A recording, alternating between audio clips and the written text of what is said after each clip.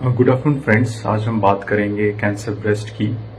Breast cancer जो कि एक लीडिंग कैंसर है ऑल ओवर द वर्ल्ड और इंडिया में भी ये अब नंबर 2 पे है।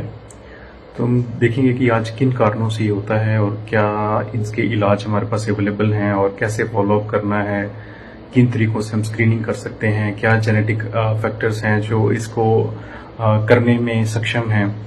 सो हम पहले बात करेंगे क्या रिस्क फैक्टर्स हैं कैंसर ब्रेस्ट के। तो जनरली हम देखा गया है कि जिन भी कारणों से बॉडी में ईस्ट्रोजन बढ़ता है वो सारे कारणों से कैंसर ब्रेस्ट होता है। जैसे कि कोई ओसी पिल्स बड़ी देर से ले रहा है, या कोई फीमेल जो हार्मोन रिप्लेसमेंट थेरेपी पे है, या उन महिलाओं में जिनमें महावारी बड़ी जल्दी शुरू हो गई है एज में और बड़ी देर तक चल रही है। तो ये सारे कारण हैं जिसमें कि ईस्ट्रोजन बढ़ रहा है। मोर ओवर अगर हम स्मोकिंग और अल्कोहल की बात करें तो उनका वो भी काफ़ी कॉन्ट्रीब्यूटरी हैं इस कैंसर के लिए। फिर हम देखेंगे कि क्या चीज़ें हैं हमारे पास जिससे हम इसको डिटेक्ट कर सकते हैं। तो जनरली इसमें एक बड़ा इंपॉर्टेंट रोल आता है, वो है स्क्रीनिंग का रोल। तो जनरली स्क्रीनिंग में देखा गया है कि हम मैमोग्राफी करते हैं या अल्ट्रासाउंड करते हैं या और पेशेंट को या फिर ब्रेस्ट एग्जामिनेशन करते हैं। तो जो मेन रोल उभर के आया है वो है मेमोग्राफी का। और मेमोग्राफी जनरली हम एलो करते हैं यंग वुमेन्स में नहीं, जो थोड़ी सी एज्ड वुमेन है, बिकॉज यंग वुमेन में जो ब्रेस्ट है वो थोड़ा सा डेंस होता है और उसमें मेमोग्राफी की फाइंडिंग्स इतनी क्लियरली नहीं आती हैं। तो लेट वुमेन में जो लेट एज की औरतें हैं या मतलब बूढ़ी औरतें हैं, उनके केसेस में हम लोग मेमोग्राफी करते हैं। और जनरली जो रिकमेंडेड एज है वो है 50 साल से ऊपर की एज में हमें ये मेमोग्राफी करनी चाहिए। तो और कुछ केसेस में हम 40 से ऊपर भी शुरू करते हैं, लेकिन 40 से नीचे मेमोग्राफी रिकमेंडेड नहीं है। उन केसेस में हम एमआरआई सजेस्ट करते हैं पेशेंट्स को कि आप एमआरआई कराइए, बिकॉज मेमोग्राफी इतनी डेंस ब्रेस्ट में बड़ी सारी जो कैंसर की अर्ली लीजन्स हैं या जो हमें एबनॉर्मलिटीज दिखती हैं उनको मिस कर देता है। तो जो मेमोग्राफी है जनरली वो एक बड़ा सवाल आता है कि हमें पेशेंट्स पूछते हैं कि कब कब करना चाहिए।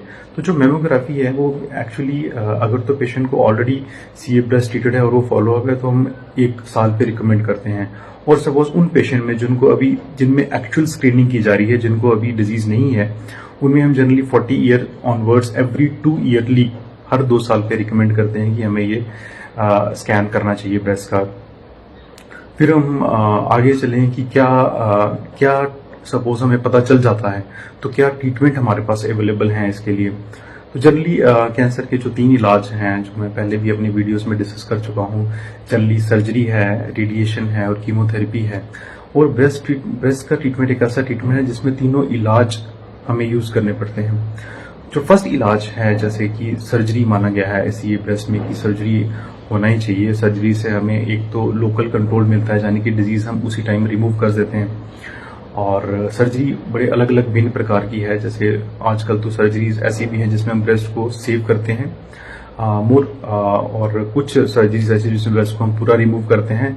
मोर ओवर ब्रेस्ट की साथ साथ सर्जरी ब्रेस्ट से जहां बीमारी जा सकती है, जो कि हमारी बगल की गांठें हैं, हम वो भी ड्यूरिंग सर्जरी हम लोग रिमूव करते हैं। और सर्जरी से पहले जनरली हम टेस्ट सारे कर लेते हैं ताकि हमें इतना पता हो कि डिजीज लोकलाइज्ड है, कहीं फैली तो नहीं है, और अगर डिजीज लोकलाइज्ड है और तभी ही सर्जरी का मेजर रोल है।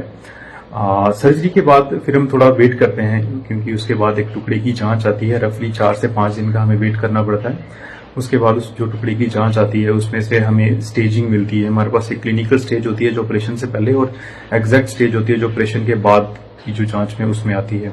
उसमें हम डिफरेंट स्टेज के अकॉर्डिंगली ट्रीटमेंट करते हैं। अब जैसे देखा गया कि स्टेज 1 जो कि ऐसी डिजीज जो कि ब्रेस्ट के अंदर ही लोकलाइज्ड है, तो स्टेज 1 हो गया। फिर वो स्टेजेस जहाँ पे डिजीज ब्रेस्ट में था और आसपास की गांठों में फैला है, बिल्कुल आसपास की गांठों में, तो स्टेज 2 हो गया।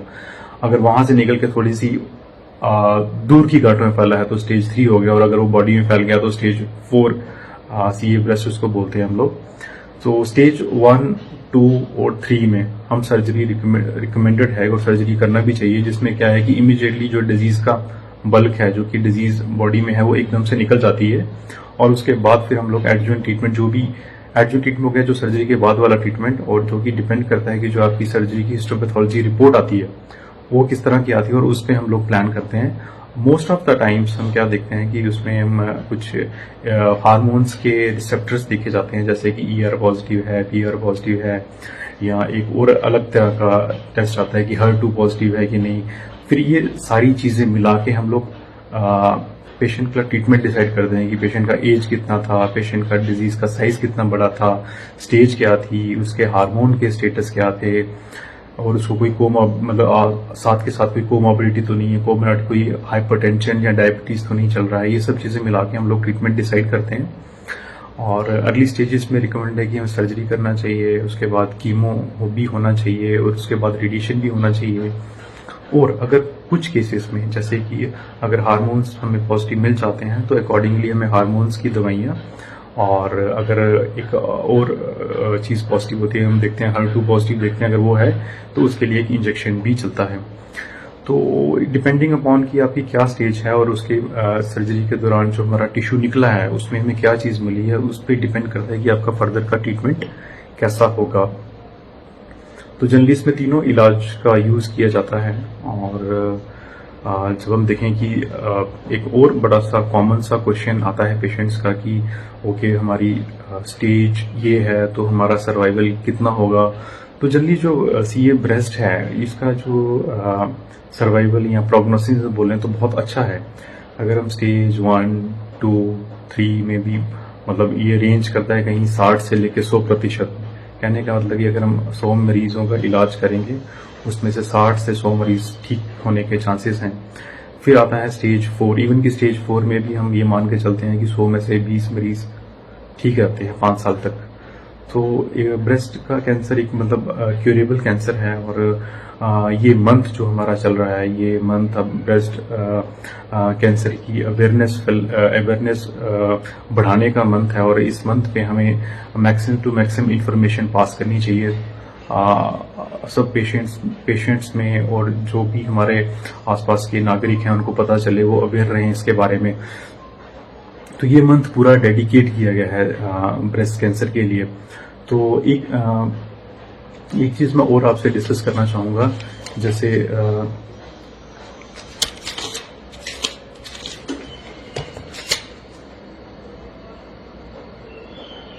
कि एक जेनेटिक्स का बहुत इंपॉर्टेंट रोल है CA ब्रेस्ट में।